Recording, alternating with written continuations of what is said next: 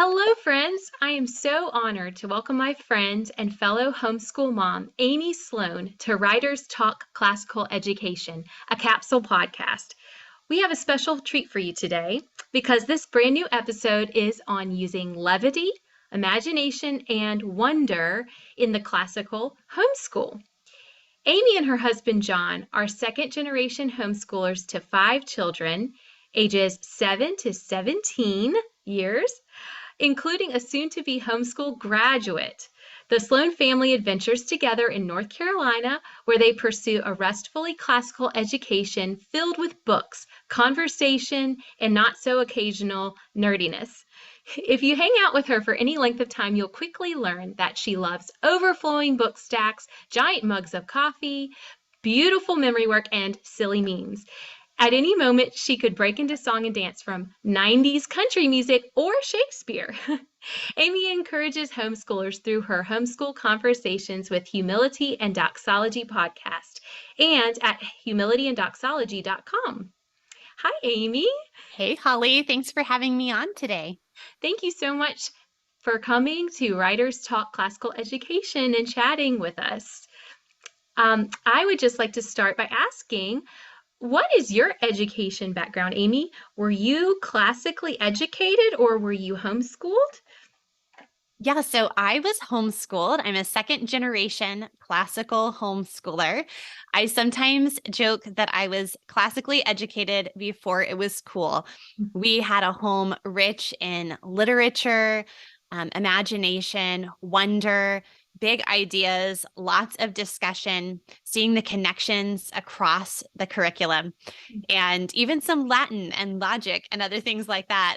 It was funny because when I got to my older teens, some of the newer books were beginning to be published. The term classical education was starting to reemerge as something people were discussing more. It was more popular. And I was convinced that really I knew more about it than my parents. But as I've gone through the years of homeschooling my own children, I've come to understand just how classical my own homeschool experience really was. And that's definitely impacted the way I think about what's most important in our homeschool. That's wonderful. What a blessing to have come from such a rich education background and just to have that opportunity to kind of see, yes, you have that in common with maybe the way your parents homeschooled you, but also you have your own fresh take and your own set of circumstances for your own family's home education. So that's really neat. And in fact, you described your homeschool as restfully classical in style. Mm. So can you describe to our listeners what are the main elements of a restful classical homeschool education? Well, I'm sure that many of your listeners are already familiar with this term, but I'm just going to kind of say a few terms that are important to me in my homeschool. Sometimes I like to say that I kind of just bring the ordinary homeschool mom perspective on classical education.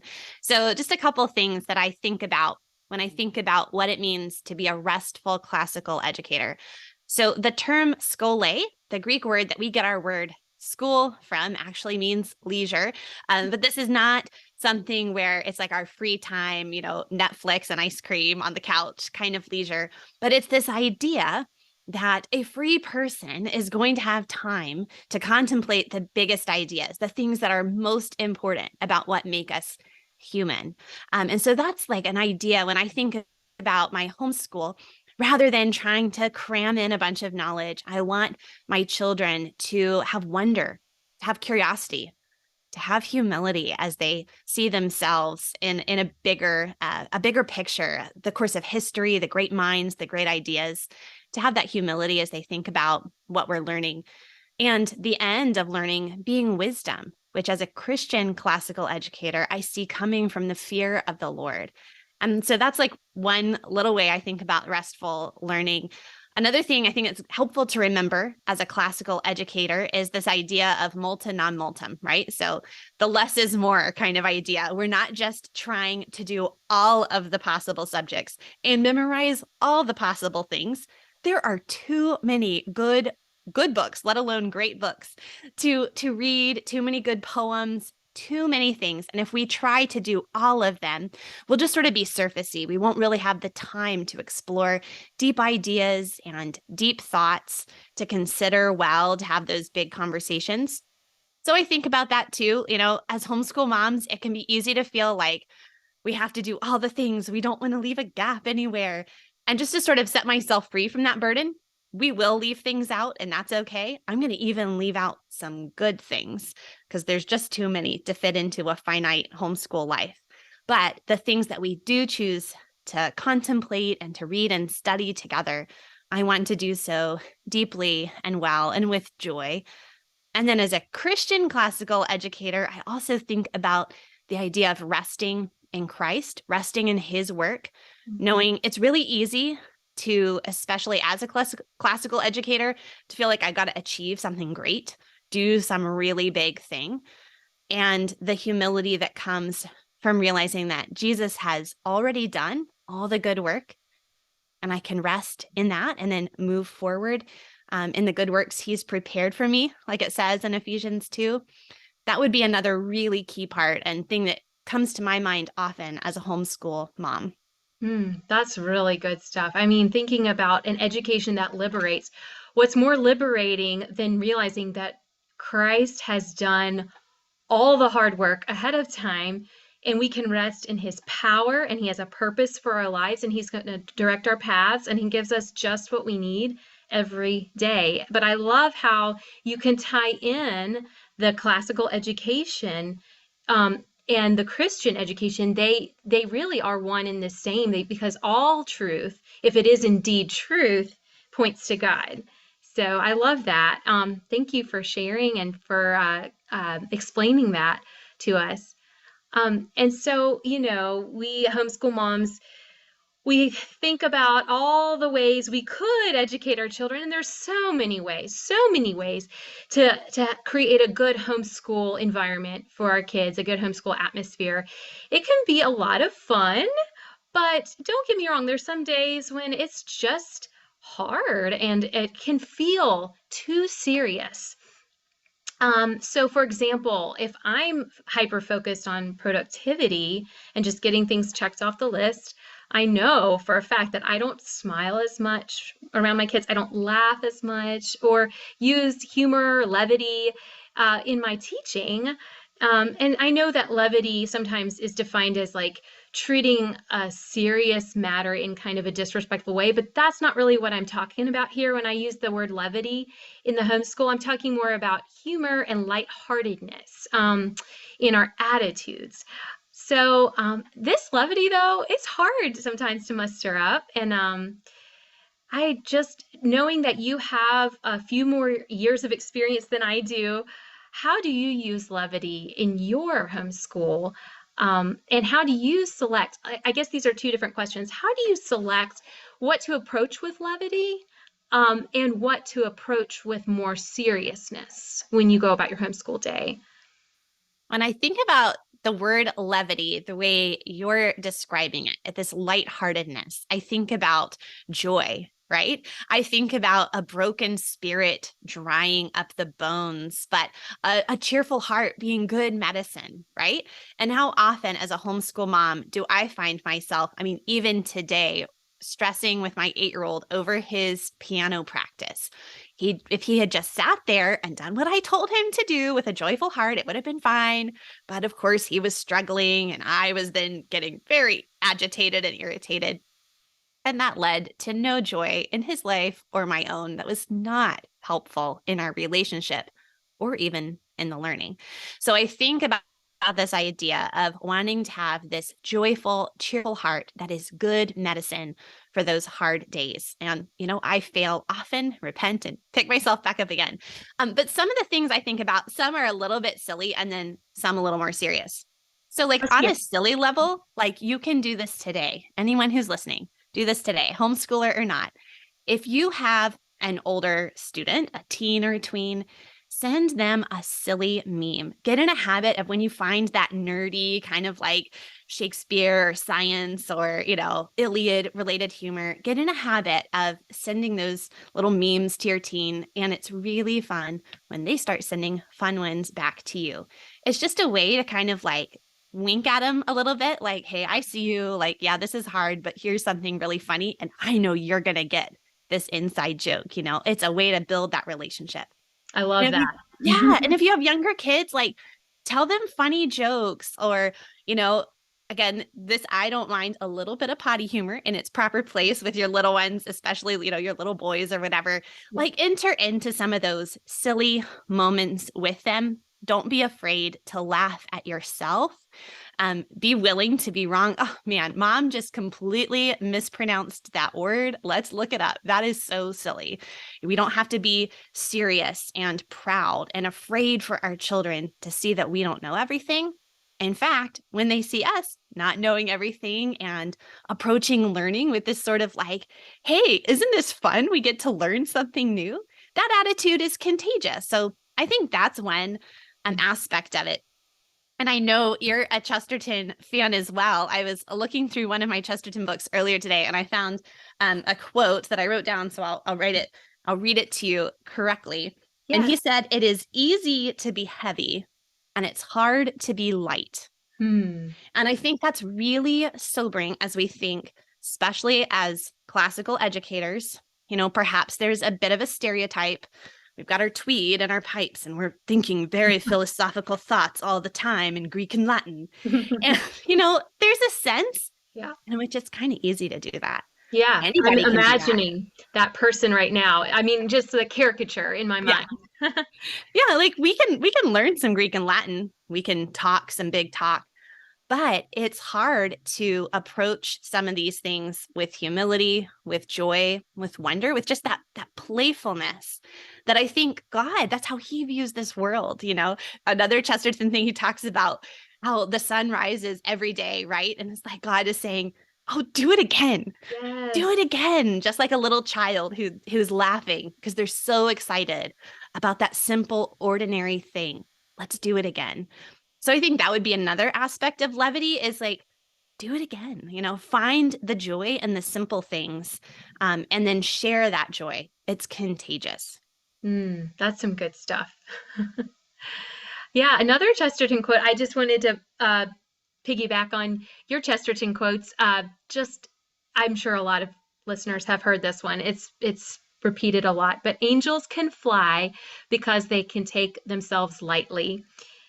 And he goes on to talk about that's the instinct of Christendom. And he's talking about Christian art and Fra Angelico and how the medieval artists depicted things in maybe a more lighthearted way. It almost looks like they're, angels were butterflies or something like that. I mean, he used, and Chesterton uses so many flowery words when he's describing something, and he can go on and on and on and to make his point. But I think, it's interesting because he was in a time period where things were shifting towards postmodernism, and the modern art was more, in a way, sterile, but the postmodern art was especially like beauty was not an objective thing anymore. It was like, let's draw this purple line and call it a cow.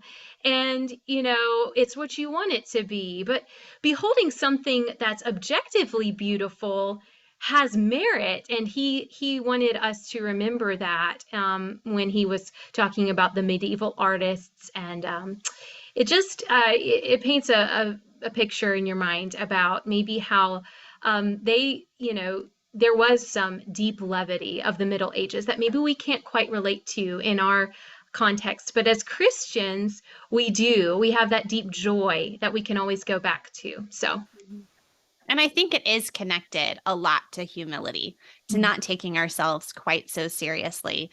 yeah. And if even Christ in Philippians is described as humbling himself, right? And finding for the joy that was set before him, which is his people, his church, right?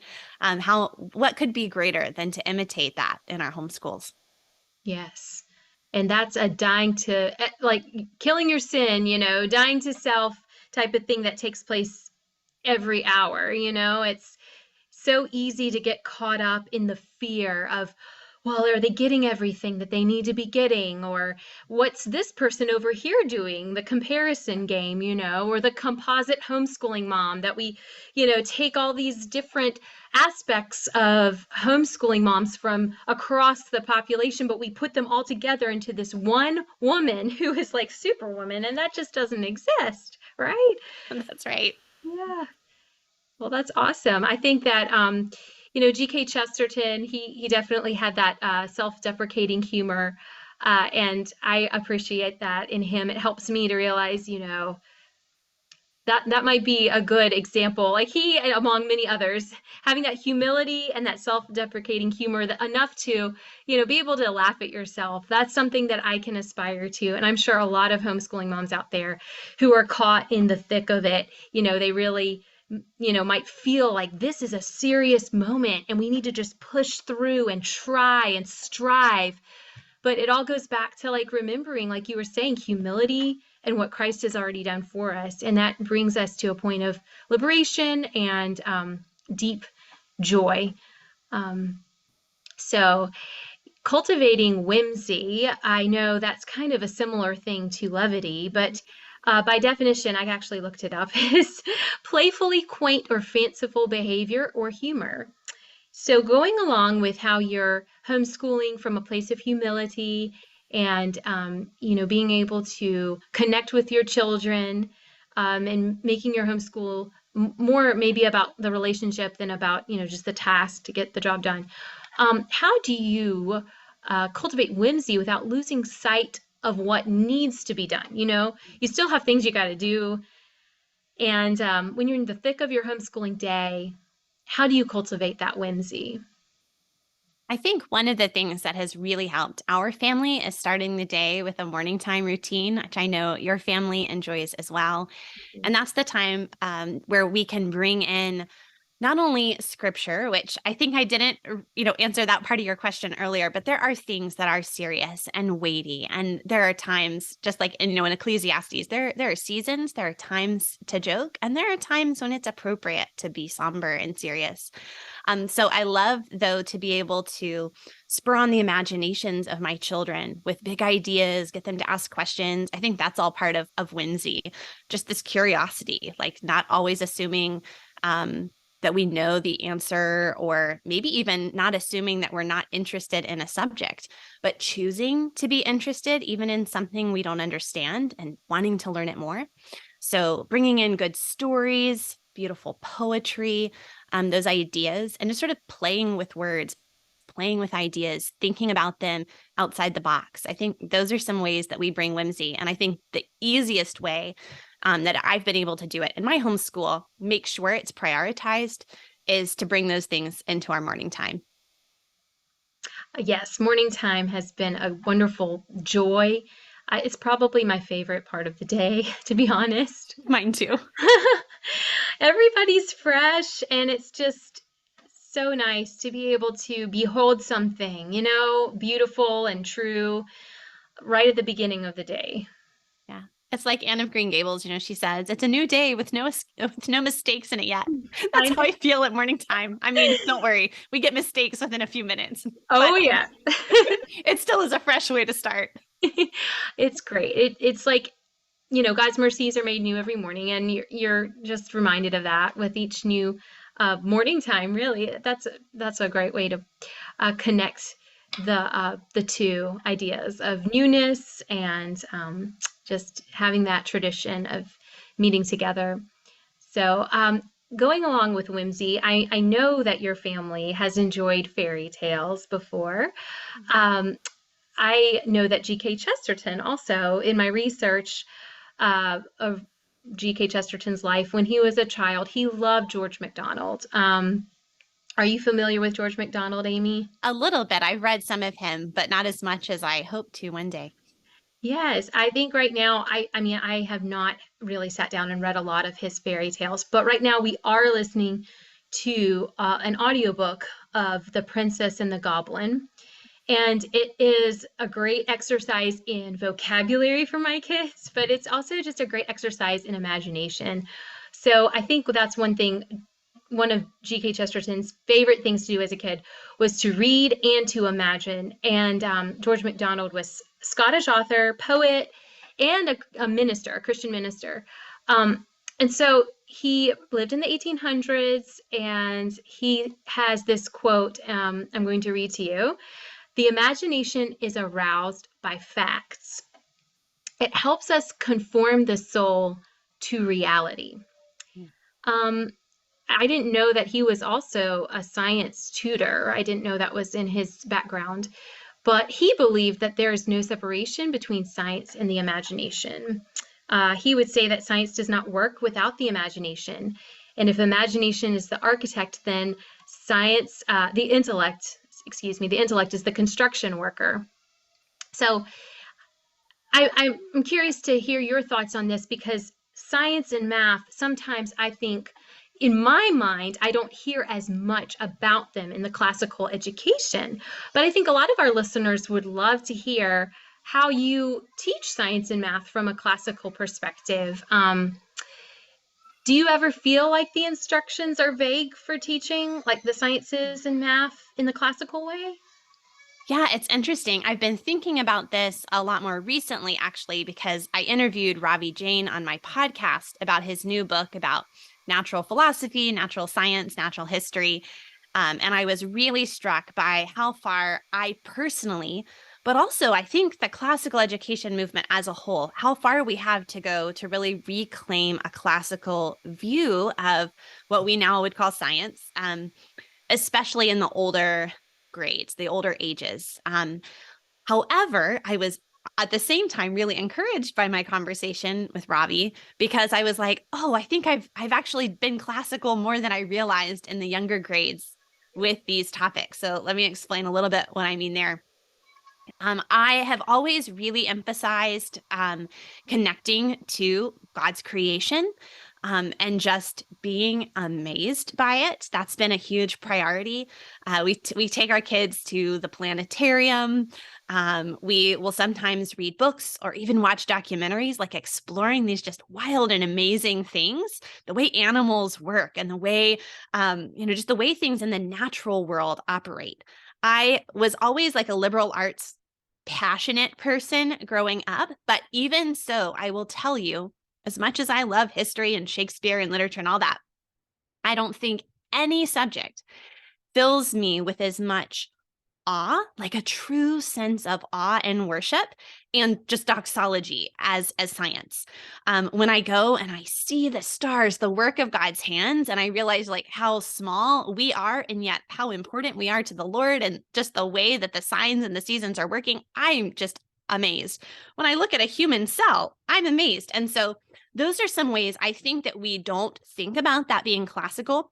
But as I was talking to Ravi and as I've read more on the topic, actually, a classical idea of science, especially in those early years, is really focused much more on observation, on looking at the natural world, on being curious, on just sort of noticing, oh, you know what? That tree buds before that tree over there. Or, I wonder why, the flowers on that side of the yard bloom at a different time than the flowers on that side of the yard. Some of those questions, just being connected to the natural world, is actually very classical. And I think that hopefully frees up a homeschool mom listening to be like, okay, like I don't have to like know a whole bunch of new science things I don't know. Just go outside and explore, do some nature journals, ask questions. And then when it comes to math, I think that one of the things we can do is remember that it is also a language, that it is reflecting the character of God, that it's built into everything. It's not just esoteric, it's built into the fabric of the world. So if you can find good books, there are actually a lot of even good YouTube videos that kind of explore how you find math naturally occurring in the world. I think that's another way to promote that wonder and curiosity and awe and humility that is as part of those early explorations of those topics for a classically educated student. I mean, when it comes to like the older grades, I will just tell you, I feel like I have not yet arrived, and I am looking forward to the third generation of classical educators far surpassing me. Oh boy. Well, I mean, you've given us a lot to think about, especially in the younger years. I know you've encouraged me because I've lamented before about which science curriculum is the best? How do I do this? Amy, but you encouraged me to focus on observing, and that's a very classical approach, observation and wonder. And you don't have to buy the most expensive curriculum to give your child a good science education. And so I love how you encouraged me there, and then how you just encouraged all our listeners about science and math and how they can both reflect the classical method. So thank you. Um, how have you seen imagination at play in your science or math lessons? I think it's mainly just been as we've sort of played with some of these topics, maybe things even outside the quote unquote curriculum, but when we've been willing to just explore and be curious and ask questions, like I found that it just sparks ideas, it sparks the imagination. Yeah. I have a son who really loves kind of the inventive aspect of things. What would happen if I did this? And right now we aren't quite in it. We haven't arrived at explaining the why behind a lot of these phenomena. I know in physics, he'll get to that, but I want him to continue to like tinker and try different parameters on things because I feel like he's learning a lot just by doing that. Um, in addition to all the living books and all the observations we've made in nature. So I don't know. I think there is definitely some merit to the theoretical, but it's all connected, the theoretical and the imaginative. Definitely. So you, Amy, are a big proponent of memory work, and those who are interested can access your year of memory work on your website, humilityanddoxology.com. So I have a question for you. Why have you chosen to focus on poetry, speeches, and scripture in your memory work as opposed to facts like, just the history sentences that some people might have heard of people memorizing? So, life is finite, and it was not that there aren't many good things one could memorize that have value, but in our family, we chose to focus on the things that most connected to truth, goodness, beauty, these eternal realities. And we just have prioritized that in our memory work. Sometimes I will say that, when you are in a hard stage of life later on, it probably isn't going to help you much to remember a date about a dead person, but it will really minister to your soul to be able to remember scripture, to sing a psalm or a hymn, or to recite Death Be Not Proud by John Donne. And those are the things that sink into our hearts, that form our imagination, like we were talking about, our moral imagination, our ideas, and they become a shared family culture as well. And it's become one of the most precious parts of our homeschool journey. And I don't regret that decision at all. Great. I know you also have, as part of your family culture, you have read a lot of Shakespeare. How has Shakespeare made his appearance in your homeschool? We have memorized favorite little passages or famous quotes. We've read Tales from Shakespeare by Charles and Mary Lamb. I have curated some clips of film that are appropriate for children and have made those into playlists that I can share with my kids. That's on my YouTube channel as well. But mainly it's just because my kids have always been exposed to it and I've been all excited about it. Shakespeare's never seemed scary. It's like, well, of course we do Shakespeare. That's just what Sloans do, right? And so it's really fun to now hear them sometimes using one of the Shakespeare quotes. There's a double meaning in that, and it just comes out in the living room as they're interacting with one another, and that's just really joyful. So Shakespeare does not have to be scary. I haven't yet gotten into Shakespeare with my children, but I am very much looking forward to looking at your resources. So I will link your memory work and your Shakespeare resources in the show notes. And also, I thought, Amy, when you were talking about Shakespeare and how you have like probably Shakespeare, nerdy Shakespeare jokes in your family, how that ties your family together and connects your hearts and minds and everything. I thought like maybe Amy has created a Shakespeare meme and sent that to one of her kids before. I certainly, anytime I find one, it's definitely going in the group chat. Yes, I love it. So I love how you use all these things in a way to connect your family. I really love that. And so we have just a couple more questions before we wrap up. I know we touched on wonder, and you did speak about how you inspire wonder in your homeschool. Is there anything else you would like to add to that? I don't think so. I think I probably said a lot about it already. Yes, I think I might have asked that question twice, but so I know you all love you're all about your book stacks, and I know you read a lot personally, Amy, but also you've read a lot with your children. They're reading a lot on their own. What book, if you had to pick one, I know that's really a hard question, but what book has made a significant impact on your homeschool or your family life?